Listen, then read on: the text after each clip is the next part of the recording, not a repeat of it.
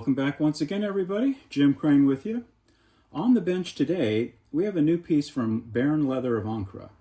For those of you who might be new here, Beran Sertkaya is the talented opera singer who, in his off time, happens to craft really beautiful leather goods. And each piece comes from the bench of the maestro himself there in Anatolia. So this lovely double buckle satchel is called the Heritage Briefcase. For the next few minutes, we're going to go over the dimensions and then take a close look at the materials, the craftsmanship, and the features that make this a real heirloom piece that you might want to consider for yourself, your student, or someone special. So sit back and relax. I hope you've poured your favorite beverage. And now let's take a closer look. So the Heritage Briefcase is 13.5 inches wide. It's 10.5 inches tall. And it's about 3 inches front to back. So this satchel we'd consider a medium-sized bag. So anything under 13 inches we'd consider small. Anything over 16 inches wide, we consider that large. Now the leather that Beran has chosen is this beautiful full-grained veg-tanned bridle leather from Sepeci, which is an old world tannery in Izmir on the Aegean coast. And they've been tanning leather for over 100 years. This lovely leather is aniline dyed, which means the color comes not from opaque pigments painted on disguising the surface. Aniline dyes allow the leather to retain its depth of beauty, and it showcases the actual surface of the hide. As time goes on, it develops a rich luster of burnished leather, which is simply amazing. Sepeci's bridle leathers are known for being tight, firm, and flexible with an absolutely lovely hand.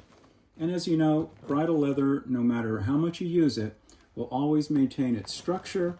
It will become soft in the hand, it will become more lustrous, but it won't lose its shape. It's just perfect for making leather satchels. Now, the shoulder strap, sans shoulder pad, is made from 2 pieces of bridle leather, which are machine stitched together. And then the edges are burnished and dressed. And we've got these lovely spade cut ends. We've got brass hand peened saddler's rivets and solid brass trigger snaps.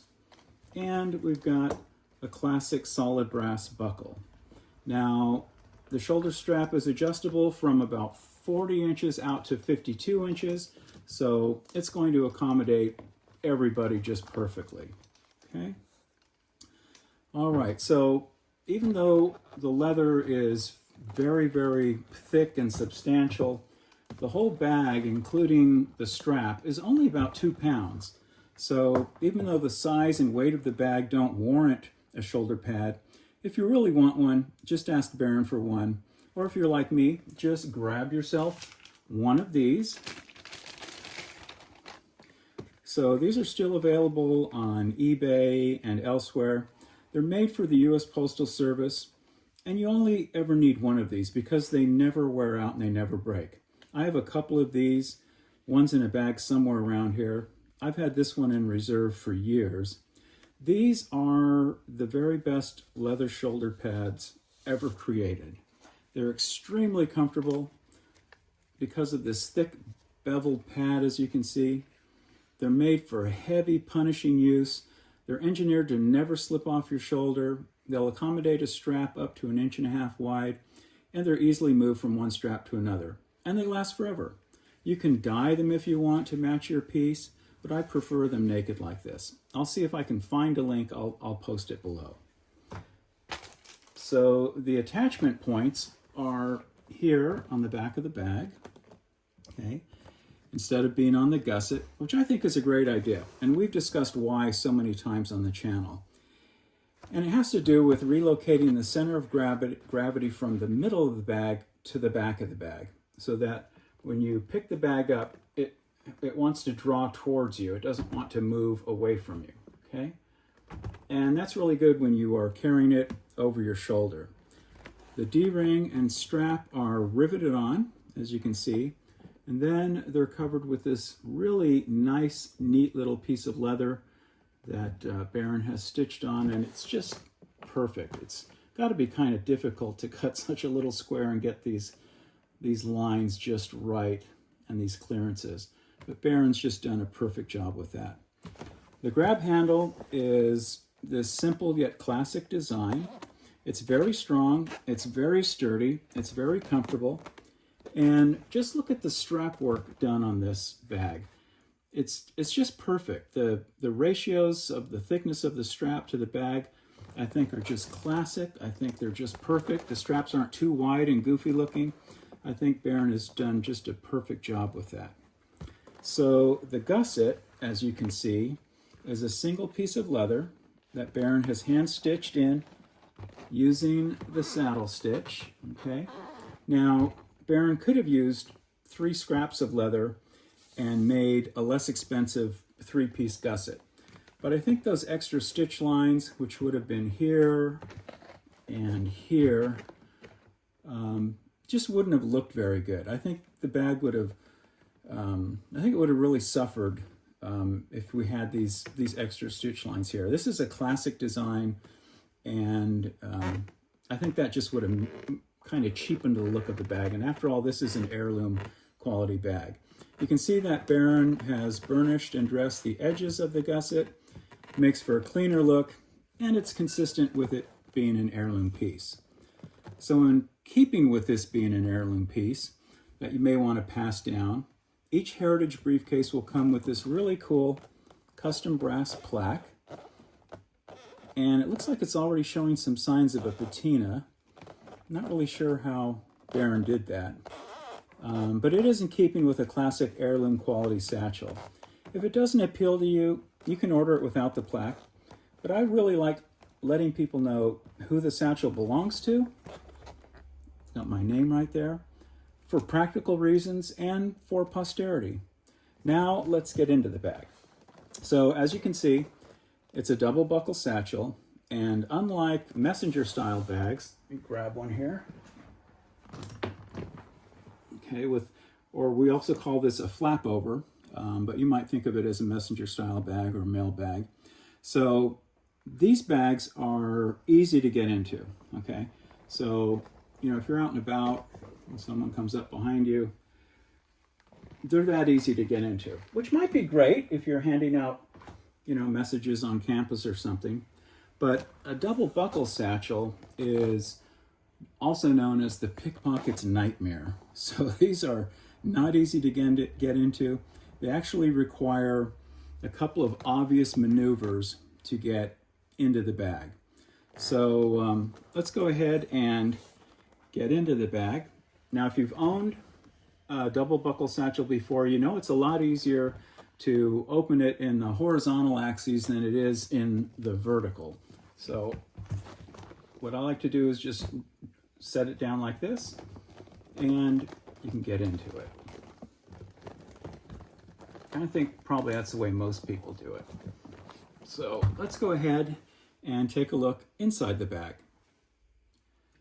So inside, we're greeted with this inviting burnt sienna bridal leather lining, which is so beautiful, and it just feels amazing. It's just got this beautiful low luster. It's got a very tight grain. It's just a beautiful color. And I think it takes a real artist to be able to pair up colors like this. We've got this beautiful rustic cognac color, and then this just delicious burnt sienna color inside. And this lining I think it's just perfect. I love it when a maker puts a lining in their bags, a leather lining. He could have just left it the suede, but since this is a heritage piece, it's nice to have that beautifully installed leather lining. And he's also on the pockets on the inside. That's also made from that beautiful burnt sienna leather. So you can see that Beran has very artfully reinforced these 4 stress points at the top of the bag. Okay, and he's used these leather bindings that are hand stitched in place.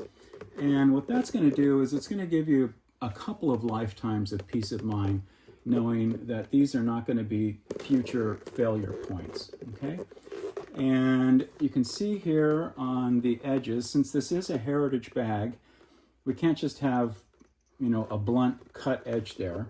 So what Beran has done is he has very precisely skived the edges, the top edges, here on the front and then here on the gusset. And then he's folded that leather over, and then we've got a nice double row of stitches there. I think that's just wonderful. And he's done that as well for these edges on the interior of the bag. So we've got this full-length pocket on the front, and this is going to accommodate a full-size iPad that's in a case. Will fit in there easily. You might put a smaller laptop in there as well. And on the front of that pocket, we have this smaller pocket, and it will hold a cased iPhone 16 Pro Max, or if you got something similar, it'll hold, you know, pretty much any size cell phone you might have. You can also put your wallet in there, or maybe your field notes or hand sanitizer or something. But it's just so beautifully done. Look how beautiful and gorgeous that is. It's just utterly fantastic. I love how he does this kind of very detailed work. He's just such a perfectionist and such a master at building leather goods. So the main compartment here, you can put a 13-inch laptop in there, or your books, or a bottle of water, or any of the larger items that you need to carry with you. So just absolutely just a gorgeous bag. I'm so happy to see that bags like this are still being made. So when I was reviewing this bag, it reminded me of long ago when I was a young singing student learning to sing, and my vocal coach showed me that every singer has a place in their vocal range where their voice is the strongest and most beautiful, and that place is called the tessitura. And I think after examining this bag and handling it, I think you can easily say that Beran also has a tessitura for fine, durable leather goods. I think it's just wonderful. I'm going to put the link below, and I thank you for watching, everybody, and we'll see you again next time. Bye-bye.